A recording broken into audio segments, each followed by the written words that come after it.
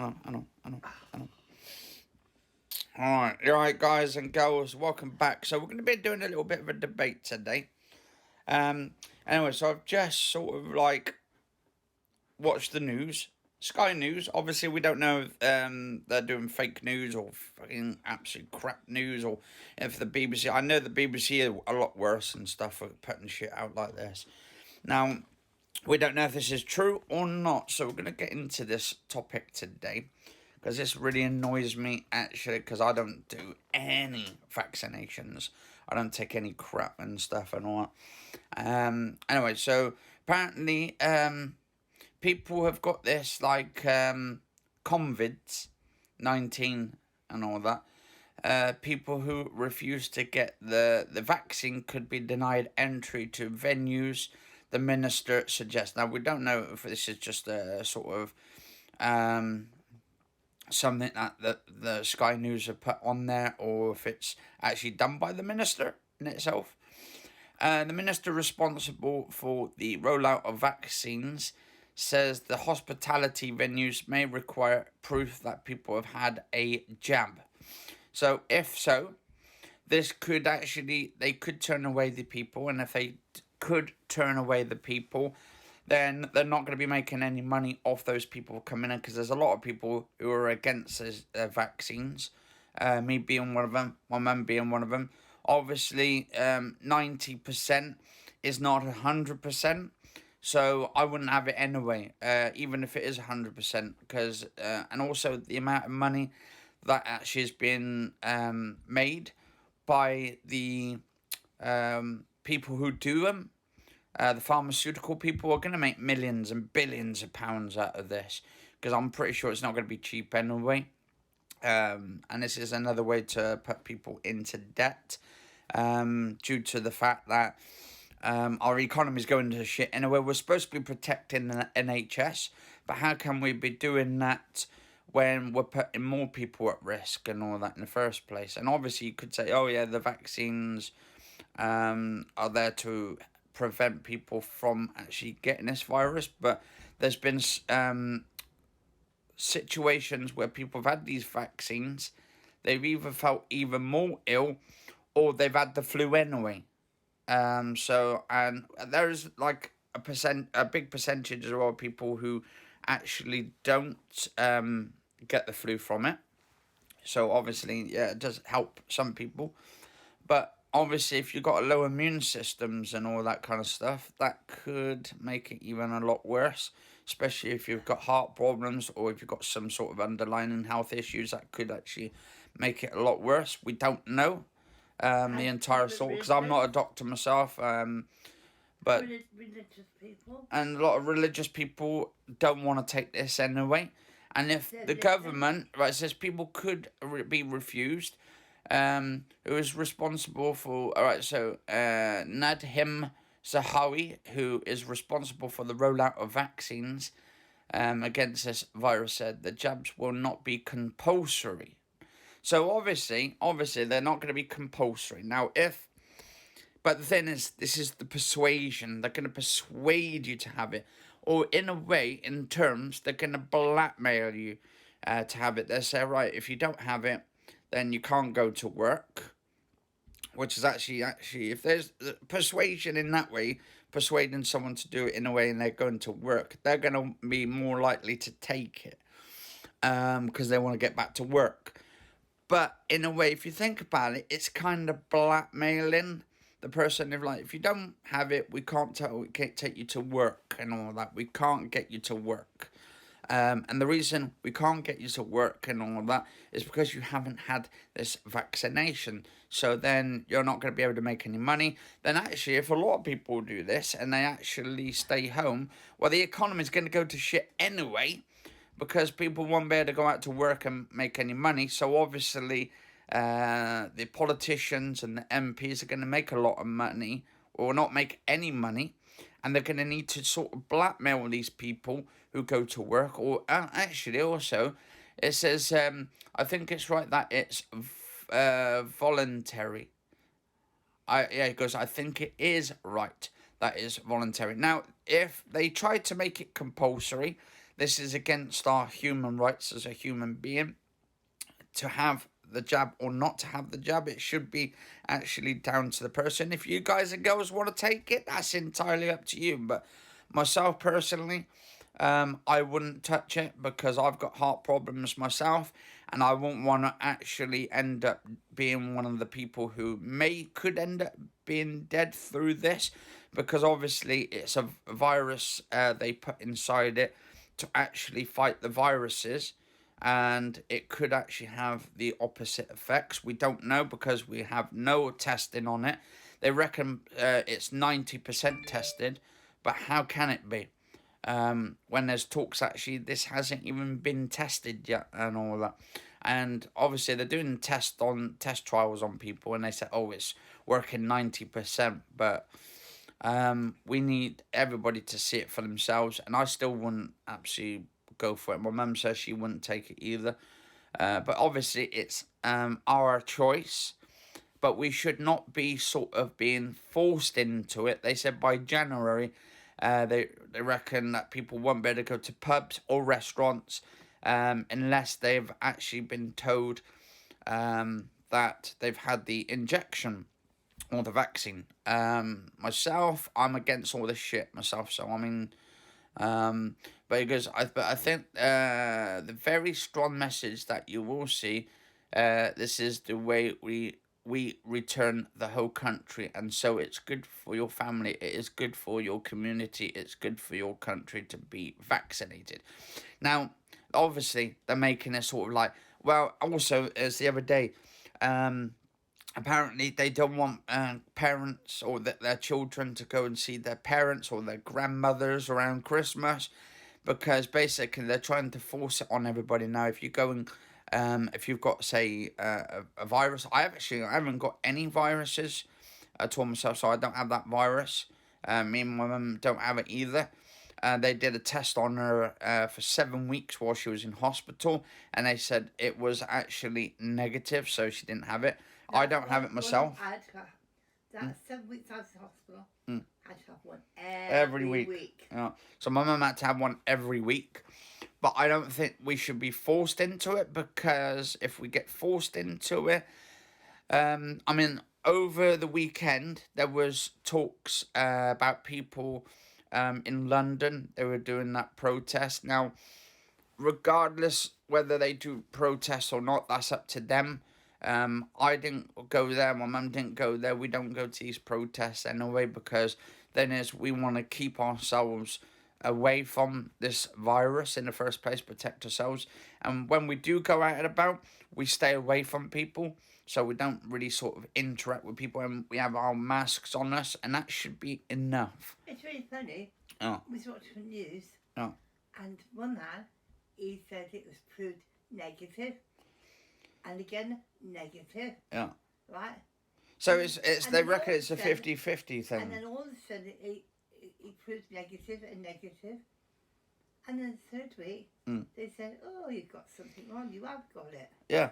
So it's really strange. People are sort of having tests done, this like virus test, and it's some of it's when they have the same test, it's coming back negative. Some people it's coming back positive, the same person. So you're having 2 negatives, 2 positives. So it's kind of 50-50. So how do we know if this is working or if the tests are working itself when they're saying that these tests are actually positive and negative? And I mean, if it's working, if it's not working, how do you know if that person's got it or not got it if it's doing 2 different ones? Who went on that, is it called Alex on the... Yeah, Alex Belfield, yeah. And she said, she was a nurse, right? Yeah. And she said, all these people been having these blood tests, right, done. Yeah. But guess what? She said, and she was a nurse. She said they all had these blood tests, right? But they didn't really test it. Yeah, but they didn't really test it, yeah. None of them. No, yeah. So it's the kind of thing, like, what's going on at the moment? I mean, obviously, we know the virus is real, obviously, but we don't know about this vaccine, whether that's going to be working or not, whether it's actually giving false positives or false negatives. It's like a 50-50. There's So some who do we people who'll be trust? against it because they're religious. And yeah, some people are against it because of their religion. Well, I'm not religious myself, but I don't take it because I've never had a vaccine. I wouldn't have it. We get the flu jabs every year. Letters come through the door with the flu jabs. And my mum says, no, I'm not having it because we don't trust it. Don't mean that you guys and girls don't want to trust it or don't take it yourself. Obviously, I think the older generation, the older people should be taking it. No, not you, but obviously because you don't want it. But people who wants it done, I'm not saying they shouldn't be taking it, but obviously everybody should be getting back to work regardless. And I think with this thing that's if you have the flu jab, right? People still get flu. Yeah, people still get the flu and stuff. Like even with the vaccines, the flu jabs and stuff. I mean, we haven't got a cure for the flu. We haven't got a cure for the common colds. So why is it we're gonna have a proper cure for this new virus? I don't think we're gonna get any sort of thing. I think we're gonna live with this for much longer, or for pretty much for the rest of our lives with it. But I think the best thing we could do is cover up and sort of just get on with our lives. I think the government are trying to keep everybody indoors to try and stop everybody from working so we don't have an economy, so the economy crashes at some point. So that way it's more favour for the people who are the rich and powerful, because a lot of these smaller businesses are going down, and it's due to the fact that the Tories themselves, who are running this business, right, is absolutely fucking up our country. And I think we need someone like Nigel Farage in power. I think he needs to be our next Prime Minister. I think we need to stop like faffing about. Be honest, we've been watching on the news, and the Tories, right, who's for Boris Johnson. They're all against it. Yeah, they're all against it. All the Tories, the ones they're against Boris. He wants to do, right? They're against this lockdown shit, the tiers as well. But what Boris wants to do now, because his own team are against him, he wants to get Labourers to back him up. Yeah, and also they reckon the pubs, like if you go into a pub or restaurant, they can actually turn you away. I think this is bad for business, because if you've got it, the actual, the virus or not virus. Well, if you've got the virus, you should be staying at home in the first place. You should have a test, but you shouldn't have to be forced to have the vaccine if you don't want it. If you want it, yeah, have it. But if you don't, that's entirely, it should be your choice. I'm not forcing anyone's opinions about it. We should be having this debate in the first place. It's really funny, actually. Yeah. You know, you're supposed to keep so far apart of people. Yeah, I know. I went into a pub. We went for into a pub, didn't we? For a drink. Right? And that guy who started on that. Who started? I know, it was like accusing you of beating me up when you never touched me, right? Yeah. And it's really funny.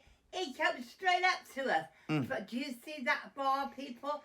Fucking, say to keep away. You're not supposed to. No, they didn't. Yeah. No, they said to him, yeah. Come on, so-and-so. Go back to your chairs. Have another drink. Have another drink. Yeah. It's like they're forcing. To be honest, I think alcohol should be banned, due to the fact that people drink way too much and too excessive, and when they get drunk. Now, when they do get drunk, these people in bars and stuff, in pubs, they tend to get too close to each other, and this is the reason as well. And also, why is bloody schools open anyway, and these universities? Why did that man come up to you and threaten you? Right? And say, oh, you've been beating your mother. How can you say that? And then also, during this London... Because I had dark eyes. Yeah, I did. Because you haven't been sleeping very well. Because I had not been sleeping, that's why. Oh. But he comes and said, oh, has your son been beat up? Well, he don't touch me, never would. Like, I mean, those ones might, but he wouldn't touch me. Oh. But anyway, so if you think about what's going on at the moment. Oh, and he's Slurpee as well. Hmm? And he was Slurpee. Yeah, Slurpee and all that for And do then the drink and all. bar people said, would you like another drink? But I think, to be honest, like, also, I think what else is doing it is people with addictions, where this is fucking up the National Health Service. I think doctors and nurses at these hospitals, right, if we're going to fight this pandemic in the first place, guys and girls, I think we need to turn away people who've had too much to drink, or alcoholics or drug users, and say to them, look, we can't help you, the situation you're in, and I think the doctors and nurses should just turn them away. But what I've also noticed is the police force now are starting to be more like the mafia now. They're starting to force their nature on people as well, and it's becoming more of a, what you call a dictatorship now, isn't it? With the police and stuff, and I think it's the brutality's kicking in and stuff. Because I was watching the London protest the other day on one of these live streams, and what I've seen is all these people are in the park protesting. Obviously, yeah, a lot of them got no masks on. They should have been wearing the masks on in the first place to protect themselves. Absolutely complete idiots in the first place. And they weren't even like 2 meters away from each other. They were like a lot closer. And I actually disagree with that. They shouldn't be doing stuff. Quiet. But obviously, the point was they were doing a peaceful protest when very nice and quiet, all in the parks. When suddenly they're walking along, and then a whole load of police turned up, and they started picking on everybody. And there was this one particular woman. They were basically pushing her and all of that. And this was in London. This was absolutely bad. And then there's that bloke. So this bloke walking along. This policeman basically almost threw this guy over the barricade. And that's what started. And then these other crowds got involved because the police are being more brutal. And I'm thinking, right. That man wasn't doing anything wrong. This man wasn't doing anything wrong. And he was basically, you saw it on the camera, this bloke just walking along. Suddenly, basically getting pushed over the barricade, and I'm thinking, and that's why everybody started. And I think, to be honest, us taxpayers and the people who are paying taxes as well, like workers and stuff and all that, we're paying taxes. What? So police can go around and brutalise the crowd while they're protesting peacefully? Is that what you call? Yeah, they stood on the bar. Yeah. I'm not against. I'm not against shit. I'm against shit like this in a way, because if the police are doing this and we're paying for the police, I think the reason why people want to defund the police in the first place is their bullshit, because of this bullshit going on. And also, was it that other day we watched that about that kid from university? He's in his own home with his girlfriend. And this was basically, it was in his own home in the university school, so he was a student. He was there with his girlfriend, and apparently a couple of months going back, he was saying basically on one of these videos on YouTube, the police came in and started like pushing his girlfriend around, saying that they had loud music on when they didn't, and saying there was a party going on. And he said, so basically the police are starting to sort of lying and shit now. They're starting to sort of become more sort of the mafia. And is this the shit we're paying for? Are we paying for people to actually do shit like this on people in the first place? I think this is bad. And I think no wonder people are saying, look, defund the police. This is absolutely bad. And things need to change. The police need to change. If you're going around as a police officer, do your duty as a police officer. Protect the innocent. You're not protecting the innocent if you're going around beating innocent people up, or if you're attacking them for no reason. It's absolutely a disgrace on the police force and the actual bosses of the police, of the companies and also the police stations actually should be doing more for it. But anyway, guys and girls, I'm going to finish this episode off. If you agree that the police should be defunded, I don't think so, because we do need the police there to help out, to help good people. Obviously, we have good police, and the good police are doing the good jobs. But also, we do have a percentage of them, police officers, where they don't give a fuck. They're just going around beating everybody up. And I think it's going to make the country a lot worse. And people are not going to be trusting in the police no more. Because how can you trust in a police force when they're doing shit like this? But anyway, guys and girls, let us know in the comments below. Cheers for watching. Stay safe. This is Anthony Kenneth Bishop. I'm just trying to get more stuff out and about here. Just trying to see if we can get a little bit more better. But anyway, stay safe. See you soon. And see you on the next episode. And if you enjoyed the episode, do like, favourite, share, comment, and subscribe to the channel. And I'll see you on the next episode.